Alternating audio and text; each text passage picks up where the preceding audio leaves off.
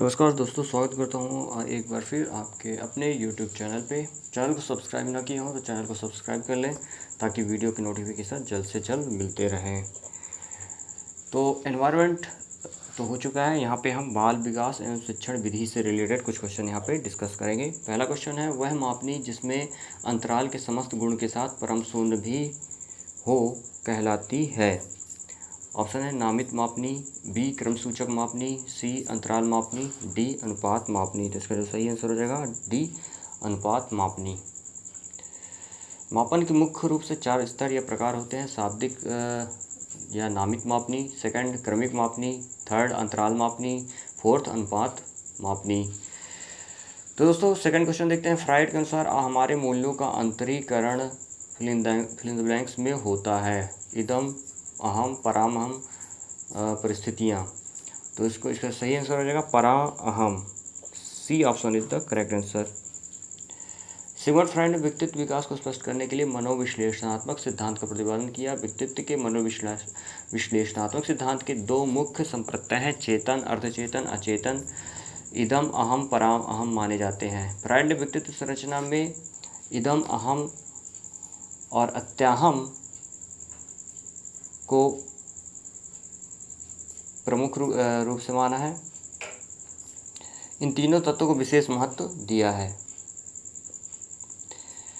उनके अनुसार जब ये तीनों तत्व एक दूसरे के साथ समन्वित होकर कार्य करते हैं तो व्यक्ति अपने वातावरण के साथ प्रभावशाली ढंग से समन्वय स्थापित कर लेता है।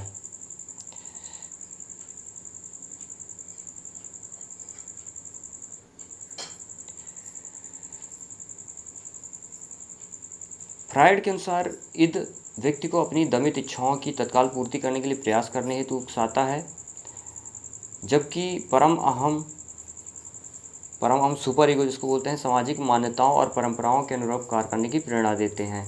अहम इन दोनों के मध्य अंतरक्रिया करके व्यक्ति को वास्तविक धरातल पर तालमेल बैठाने का प्रयास करता है। परम अहम सामाजिक मान्यताओं, संस्कारों और आदर्शों से संबंधित होता है। इसे आत्मा के अंतःकरण की पुकार कहा जाता है। नेक्स्ट क्वेश्चन है, व्यवहारवादी ने कहा है, मुझे नवजात शिशु दे दो, मैं उसे डॉक्टर, वकील, चोर या जो चाहूँ बना सकता हूँ। ये कथन किसका है? तो इसका जो सही आंसर होगा ऑप्शन है यहाँ पे दोस्तों Freeman, second option Newman, Watson, Holzinger. तो इसका जो सही आंसर हो जाएगा C option is the correct answer, Watson. ये कथन है हमारे वाटसन साहब का। वाटसन अमेरिका के प्रसिद्ध मनोवैज्ञानिक थे। इन्होंने वाटसन ने व्यवहारवादी मनोवैज्ञानिकों की व्यवहारवाद को स्थापित किया। मानव विकास में व्यवहारवाद की भूमिका को महत्वपूर्ण माना जाता है। उन्होंने अपने व्यवहारवादी दृष्टिकोण को 1913 में कोलंबिया विश्वविद्यालय में प्रस्तुत किया। इनका मुख्य कथन है, मुझे नवजात दे दो, मैं उसे डॉक्टर, वकील, चोर या जो चाहूँ बना सकता हूँ।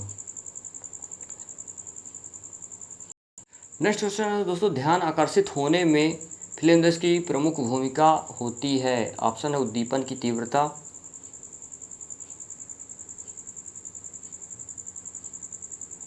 उद्दीपन की उपादेयता, उद्दीपन की विश्वसनीयता, उद्दीपन की सक्रियता। तो इसका जो सही आंसर हो जाएगा दोस्तों उद्दीपन की तीव्रता। ए option is the correct answer.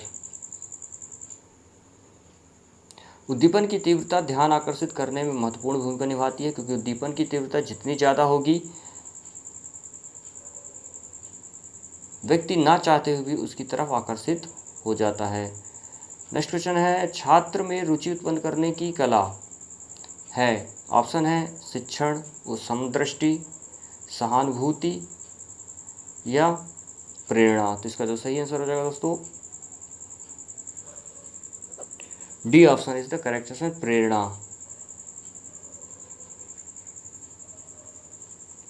प्रेरणा इसका सही आंसर होगा।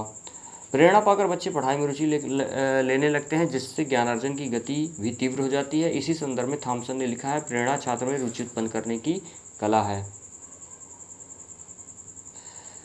नेक्स्ट क्वेश्चन है, फ्राइड के अनुसार ग्रहण किए, ऑप्शन है यहाँ पे 4 ऑप्शन दिए हुए हैं, ग्रहण किए या सीखे हुए तथ्यों को धारण करने या पुनः स्मरण करने की असफलता को विस्मरण कहते हैं। बी ऑप्शन है विस्मरण का अर्थ है किसी समय प्रयत्न करने पर भी किसी पूर्व अनुभव का स्मरण करने या पहले की सीखी हुई किसी कार्य को करने की असफलता। विस्मरण वह प्रवृत्ति है जिसके द्वारा दुखद अनुभवों को स्मृति से अलग कर दिया जाता है। और डी ऑप्शन है उपयुक्त में से कोई नहीं। तो इसका जो सही आंसर होगा C option is the correct answer. विस्मरण वह प्रवृत्ति है जिसके द्वारा दुखद अनुभवों को स्मृति से अलग कर दिया जाता है। सिगमंड फ्रायड ऑस्ट्रेलिया के प्रमुख तंत्रिका विशेषज्ञ थे। उन्होंने विश्लेषणात्मक चिकित्सा का पिता माना जाता है। फ्रायड ने मानव व्यक्तित्व के विकास में मनोविश्लेषण श्रृंखलात्मक प्रस्तुत की और उनके अनुसार मानव की स्मृति मानव व्यक्तित्व के विकास में अहम भूमिका निभाती है। उन्होंने कहा है कि विस्मरण वह प्रवृत्ति है जिसके द्वारा दुखद अनुभवों की स्मृति से अलग कर दिया जाता है। SOR किसके द्वारा प्रस्तावित किया गया है? वाटसन, कोफका, कोहलर, गेस्टाल्टवादी मनोवैज्ञानिक। वाटसन, कोफका, कोहलर, गेस्टाल्टवादी मनोवैज्ञानिक। तो इसका जो सही आंसर हो जाएगा दोस्तों, इसमें इस क्वेश्चन का जो आंसर है वो जो है आपके अमेरिकी वैज्ञानिक वुडवर्थ के द्वारा प्रस्तावित किया गया था। यह संकल्पना अधिगम के क्षेत्र में उद्दीपन अनुक्रिया दिए गए विकल्प में कोई उत्तर सही नहीं है। ध्यान को केंद्रित करने की आंतरिक दशा है अवधि, नवीनता, आकार, रुचि। तो इसका जो सही आंसर ध्यान को केंद्रित करने की आंतरिक दशा है आपकी रुचि। C option is the correct answer.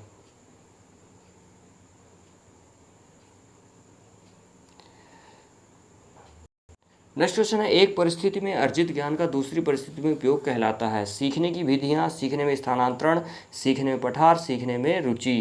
तो इसका जो सही आंसर हो जाएगा B option is the correct answer. B, सीखने में स्थानांतरण। एक परिस्थिति में अर्जित ज्ञान का दूसरी परिस्थिति में उस ज्ञान के उपयोग को सीखने में स्थानांतरण कहलाता है। अतः जब एक विषय का ज्ञान अथवा एक परिस्थिति में सीखी गई बातें दूसरे विषय के सीखने में अथवा अंतर परिस्थिति सीखी जा रही बातों को अध्ययन में सहायक और घातक होता है अथवा उसे सीखने का स्थानांतरण या अंतरण कहा जाता है। अनुभव द्वारा व्यवहार में परिवर्तन कहलाता है स्मृति, सीखना, प्रेरणा, चिंतन। तो इसका तो सही आंसर हो जाएगा सीखना। B option is the correct answer. अनुभव द्वारा व्यवहार में परिवर्तन सीखना कहलाता है। उदाहरण स्वरूप यदि किसी बालक के सामने लाल मिर्च रखी है तो वह जिज्ञासाकरण मुंह में दबाता है, उसे काटते ही उसको तीखे का ज्ञान होता है। रोने लगता है इसलिए वह मिर्च को फेंक देता है, उसके पास कभी नहीं जाता। तो उसने अनुभव से सीख लिया कि लाल मिर्च कड़वी होती है। इस प्रकार सीखना पूर्व अनुभव द्वारा व्यवहार में प्रगतिशील परिवर्तन है। मनोवैज्ञानिक सिम्पसन के अनुसार व्यवहार में कोई भी परिवर्तन जो अनुभवों का परिणाम है जिसके फलस्वरूप व्यक्ति आने वाली परिस्थितियों का भिन्न प्रकार से सामना करता है, सीखना या अधिगम कहलाता है। नेक्स्ट क्वेश्चन है, सांख्यिकी में वह रेखाचित्र जिसमें आवृत्तियों को स्तंभों द्वारा प्रदर्शित किया जाता है कहलाता है स्तंभाकृति, आवृत्ति बहुभुज, संचयी आवृत्ति, रेखाचित्र। तो इसका जो सही आंसर हो जाएगा करेक्ट आंसर इसका हो जाएगा A option is the correct answer, स्तंभाकृति। A option is the correct answer. Next question है, विकास की किस अवस्था में बुद्धि का अधिकतम विकास होता है? बाल्यावस्था, शैशवावस्था, किशोरावस्था, प्रौढ़ावस्था। तो दोस्तों किशोरावस्था में बुद्धि का सर्वाधिक विकास होता है। C option is the correct answer.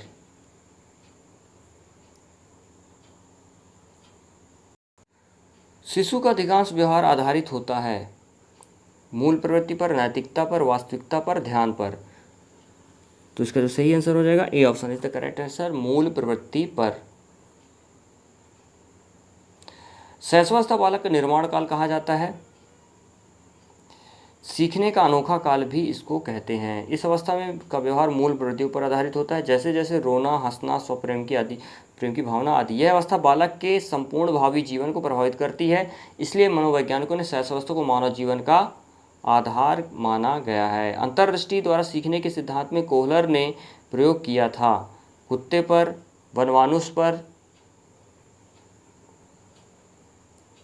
वनमानुषों पर, बिल्ली पर, चूहों पर। तो कोहलर ने उन्होंने प्रयोग किया था हमारे वनमानुषों पर। B option is the correct answer. सूझ या अंतर्दृष्टि का सिद्धांत देने का श्रेय जर्मन वैज्ञानिक वोल्फ गैंग कोहलर को है, जिसने अपनी पुस्तक मेंटेलिटी ऑफ ओपस में वर्ष 1925 में प्रस्तुत किया। कोहलर ने सूझ के सिद्धांत का प्रयोग वनमानुस या सुल्तान नामक चिंपांजी पर किया था। कोहलर के अनुसार कल्पना जितनी अधिक होगी, सूझ की क्षमता का विकास भी उतना ही अधिक होगा। नेक्स्ट क्वेश्चन है, यह आवश्यक नहीं कि उच्च बुद्धि लब्धि वाले बच्चे में भी उच्च होंगे। यह आवश्यक नहीं कि उच्च बुद्धि लब्धि वाले बच्चे में भी उच्च होंगे। सृजनशीलता, अध्ययन, विश्लेषण करना, अच्छे अंक प्राप्त करना। तो इसका जो सही आंसर हो जाएगा A option is the correct, सृजनशीलता।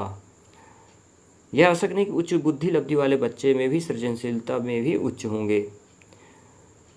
किसी भी समस्या का संपूर्ण हल करने की योग्यता को बुद्धि कहा जाता है, जबकि नवीन उत्पाद या नवीन खोज करने की क्षमता को सृजनशीलता कहा जाता है। अतः बुद्धि लब्धि के आधार पर सृजनशीलता का मापन नहीं किया जा सकता, या यह भी निश्चित नहीं हो सकता कि उच्च बुद्धि वाले अधिक सृजनशील होते हैं। नेक्स्ट क्वेश्चन है, अधिगम ने प्रभाव का नियम दिया। अधिगम में प्रभाव का नियम किसने दिया? पावलोव ने, स्किनर ने, वाटसन ने या थॉर्नडाइक ने। तो अधिगम में प्रभाव का जो नियम दिया था हमारे थॉर्नडाइक साहब ने दिया था। D option is the correct answer. Thorndike ने अधिगम के सीखने के मुख्य 3 नियम दिए: तत्परता का नियम, प्रभाव का नियम और अभ्यास का नियम। प्रभाव के नियम के अनुसार हम उस कार्य को सीखना चाहते हैं जिसका परिणाम हमारे लिए हितकर होता है। प्रभाव संतोषजनक होने पर व्यक्ति उस अनुक्रिया को सीख लेता है तथा संतोष उत्पन्न होने पर उस कार्य को नहीं करना चाहता है। प्रभाव के नियम को अध्यापक द्वारा कक्ष में लागू करने के लिए मुख्यतः 2 कार्य करने अति आवश्यक है। शिक्षकों को अध्यापन कार्य करते समय बालकों का उत्साह बढ़ाना चाहिए। शिक्षक को चाहिए कि पाठ्यक्रम को विस्तृत करके छात्रों के सामने प्रस्तुत करें ताकि छात्रों में अधिगम के प्रति अभिरुचि बढ़े।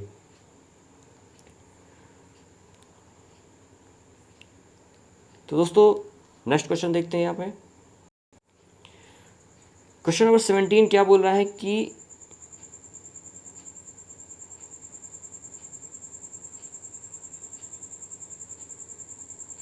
निम्न में से किस विधि का उपयोग स्मृति के मापन के लिए नहीं किया जाता? तो दोस्तों ऑप्शन है प्रत्याहन, तार्किक विधि, पहचान विधि, पुनः सीखना विधि। तो निम्न में से किस विधि का उपयोग स्मृति मापन के लिए नहीं किया जाता है? तो इसका सही आंसर हो जाएगा B option is the correct answer, तार्किक विधि। तार्किक विधि का उपयोग स्मृति मापन के लिए नहीं किया जाता है। स्मृति वह योग्यता है जो अनुभवों अथवा अधिगम में सीखी गई बातों को संचित करने और कालांतर में उसका चेतन जगत में प्रयोग करने से संबंधित है। प्रत्याहन विधि, पहचान विधि, पुनः सीखना विधि स्मृति से संबंधित है। तार्किक विधि बौद्धिक क्षमता से संबंधित है। प्रासंगिक अंतर्बोध परीक्षण TAT का विकास किसके द्वारा किया गया? साइमंड, होल्ट्जमैन,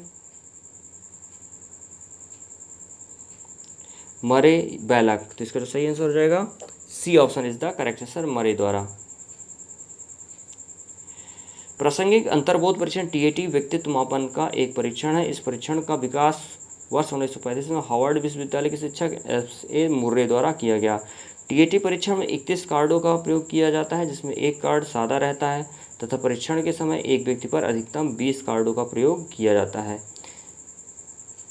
प्रत्येक कार्ड पर अलग अलग विषयों पर अलग अलग चित्र बने होते हैं। प्रत्येक कार्ड पर बने चित्रों के आधार पर 5 मिनट में कहानी बनानी होती है। मनोविज्ञान का शिक्षा के क्षेत्र में सबसे बड़ा योगदान है। ऑप्शन है विषय केंद्रित, शिक्षक केंद्रित, क्रिया केंद्रित शिक्षा, बाल केंद्रित शिक्षा। तो मनोविज्ञान का शिक्षा के क्षेत्र में सबसे बड़ा जो योगदान है वो है आपका D option is the correct answer, बाल केंद्रित शिक्षा। नेक्स्ट क्वेश्चन दोस्तों देखते हैं यहाँ पे, निम्नलिखित में कौन सा वृद्धि और विकास के सिद्धांतों से संबंधित नहीं है? ऑप्शन है निरंतरता का सिद्धांत,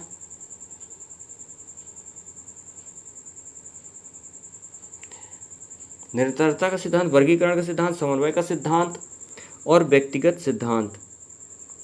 तो इसका सही आंसर हो जाएगा दोस्तों, correct answer is the B option is the correct answer, वर्गीकरण का सिद्धांत। दोस्तों वृद्धि और विकास सतत चलने वाली एक ऐसी प्रक्रिया है जो बालक को असहाय शिशु से आत्मनिर्भर प्रौढ़ बनाती है। और विकास के सिद्धांत निम्नवत होते हैं, जिसमें विकास की प्रक्रिया नियंत्रित होती है। निरंतरता का सिद्धांत हो गया, समन्वय का सिद्धांत हो गया, व्यक्तिक सिद्धांत हो गया, वंशानुक्रम व वातावरण के अंतः क्रिया का सिद्धांत हो जाता है, और विकास क्रम का सिद्धांत। कक्षा शिक्षण में पाठ प्रस्तावना सोपान सीखने के किस नियम पर आधारित है? ऑप्शन है प्रभाव का नियम, सादृश्यता का नियम, तत्परता का नियम, सहचर्य का नियम। तो इसका जो सही आंसर हो जाएगा, correct answer is C option is the correct answer, तत्परता का नियम। C option is the correct answer. दोस्तों तत्परता में कार्य करने की शक्ति निहित रहती है तथा साथ में तत्परता से सक्रियता भी बढ़ती है। तत्परता के नियम को तैयारी का नियम भी कहते हैं। इस नियम के तहत निम्न कार्य करने चाहिए। शिक्षकों को बालकों की अभिरुचि और अक्षमता का मापन कर लेना चाहिए, जिससे उनकी तत्परता का ज्ञान हो सके। बालकों को तत्परता के अनुरूप शैक्षणिक व्यवस्था होनी चाहिए। पूर्व पाठ से कुछ 3 प्रश्न पूछकर नवीन पाठ आरंभ करनी चाहिए। और भाटिया के अनुसार तत्परता या किसी कार्य के लिए तैयार होना युद्ध को आधा विजय कर लेना है। संप्रत्यय निर्माण का प्रथम सोपान है। ऑप्शन है सामान्यीकरण, विभेदीकरण, प्रत्यक्षीकरण, पृथक्करण। तो दोस्तों इसका जो सही आंसर हो जाएगा, C option is the correct answer, प्रत्यक्षीकरण। संप्रत्यय निर्माण के सोपान 3 हैं, निम्न है प्रत्यक्षीकरण, विभेदीकरण, पृथक्करण, सामान्यीकरण। अतः संप्रत्यय निर्माण का प्रथम सोपान प्रत्यक्षीकरण होगा। प्रेक्षणात्मक अधिगम संप्रत्यय किसके द्वारा दिया गया था? ऑप्शन है आपके टोलमैन, बेंडूरा, थॉर्नडाइक, कोहलर। तो इसका सही आंसर हो जाएगा, प्रेक्षणात्मक अधिगम संप्रत्यय का सिद्धांत हमारे बेंडूरा साहब ने दिया था। प्रेक्षणात्मक अधिगम संप्रत्यय अल्बर्ट बेंडूरा के द्वारा दिया गया। प्रेक्षणात्मक अधिगम संप्रत्यय का निर्माण दूसरों के व्यवहारों का प्रेक्षण करने से होता है। इसे पहले अनुकरण कहा जाता है। बेंडूरा ने कई प्रायोगिक अध्ययनों में प्रेक्षणात्मक अधिगम को विस्तृत खोजबीन की। इस प्रकार अधिगम में व्यक्ति सामाजिक व्यवहारों को सीखता है, इसलिए उसे कभी कभी सामाजिक अधिगम भी कहा जाता है। हमारे सामने ऐसी अनेक सामाजिक स्थितियाँ आती हैं जिससे यह ज्ञात नहीं होता रहता कि हम कैसा व्यवहार करने चाहिए। ऐसी परिस्थिति में हम दूसरे व्यक्तियों के व्यवहारों का परीक्षण करते हैं, उनकी तरह व्यवहार करते हैं। नेक्स्ट उदाहरण, निरीक्षण, विश्लेषण, वर्गीकरण, नियमीकरण निम्नलिखित में से किस विधि के सोपान हैं? तो ऑप्शन है यहाँ पे निगमन विधि, आगमन विधि, अंतर्दर्शन विधि, बहिर्दर्शन विधि। तो इसका जो सही आंसर होगा दोस्तों, correct answer is B option is the correct answer, यानी कि आगमन विधि। दोस्तों उदाहरण, निरीक्षण, विश्लेषण, वर्गीकरण, नियमीकरण का सोपान आगमन विधि के अंतर्गत आता है।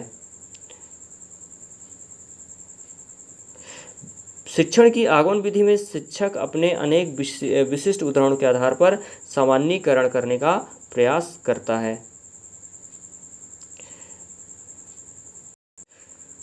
क्वेश्चन नंबर 25 की बात करें तो अवधान के आंतरिक अथवा व्यक्तिनिष्ठ निर्धारक हैं। रुचि, लक्ष्य, अभिवृत्ति, बी ऑप्शन उद्दीपक, वस्तु, प्रविधि, प्रकाश, ध्वनि, गंध, लास्ट में पुरस्कार, दंड, प्रोत्साहन। तो अवधान के आंतरिक अथवा व्यक्तिनिष्ठ कारक जो हमारे हैं वो होंगे ए ऑप्शन, रुचि, लक्ष्य और अभिवृत्ति। A option is the correct answer. अवधान के आंतरिक निर्धारक निम्न हैं: अभिरुचि, लक्ष्य, अभिवृत्ति, आदत, जिज्ञासा, आवश्यकता, प्रशिक्षण, अर्थ। बाल मनोविज्ञान का क्षेत्र है केवल शैशवावस्था का अध्ययन, केवल गर्भावस्था की विशेषताओं का अध्ययन, केवल बाल्यावस्था की विशेषताओं का अध्ययन, केवल गर्भावस्था से किशोरावस्था की विशेषताओं का अध्ययन। तो इसका जो करेक्ट आंसर हो जाएगा 26 का D option is the correct answer, गर्भावस्था से किशोरावस्था की विशेषताओं का अध्ययन। D option is the correct answer. Next question, अब यहाँ पे देखिए बाल मनोविज्ञान के अंतर्गत गर्भावस्था से किशोरावस्था तक की विशेषताओं का अध्ययन किया जाता है। मनोविज्ञान में मानव व्यवहार का अध्ययन किया जाता है। इसी प्रकार बाल मनोविज्ञान के अंतर्गत बालक व्यवहार के परिवर्तन को विश्लेषित करते हुए उसका अध्ययन करता है। अलग अलग अवस्थाओं में बालक के विकास को सकारात्मक दिशा देने का प्रयास किया जाता है। वह अवस्था जो कि माता पिता के 21वें गुणसूत्र जोड़े के अलग न हो पाने के कारण होती है। Down syndrome, Klinefelter syndrome, Turner syndrome और विल्सन सिंड्रोम। तो इसका तो सही आंसर हो जाएगा C option is the correct answer, Turner syndrome. Down syndrome एक अनुवांशिक व क्रोमोसोम जनित विकार है। यह एक जीवन पर्यंत स्थिति है जो शरीर में क्रोमोसोम का एक आंतरिक जोड़ा न बन जाने से होता है। समान रूप से शिशु 46 क्रोमोसोम के साथ पैदा होते हैं। 23 क्रोमोसोम्स का एक सेट पिता से और 23 क्रोमोसोम का एक सेट माता से ग्रहण करते हैं। डाउन सिंड्रोम से पीड़ित शिशु में एक अतिरिक्त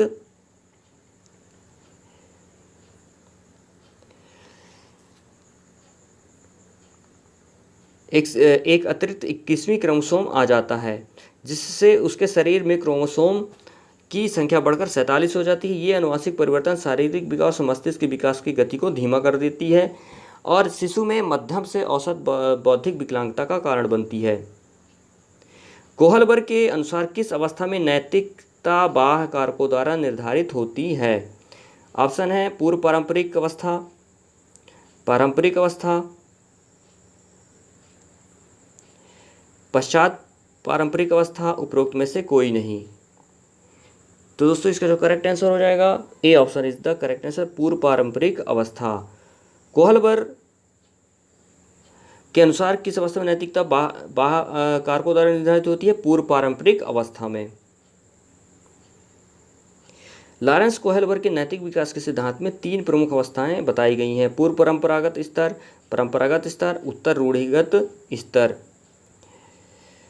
पूर्व परंपरागत अवस्था में बालक में नैतिकता बाह्य कारकों के द्वारा निर्धारित होती है। निम्नलिखित से कौन सा एक सही क्रम है? अंडाणु, शुक्राणु, ब्लास्टोसिस्ट, युग्मनज। ब्लास्टोसिस्ट, अंडाणु, शुक्राणु, युग्मनज, ब्लास्टोसिस्ट, युग्मनज, अंडाणु, शुक्राणु, और डी ऑप्शन है अंडाणु, शुक्राणु, युग्मनज, ब्लास्टोसिस्ट। तो इसका सही आंसर हो जाएगा दोस्तों D option is the correct answer, अंडाणु, शुक्राणु, युग्मनज, ब्लास्टोसिस्ट।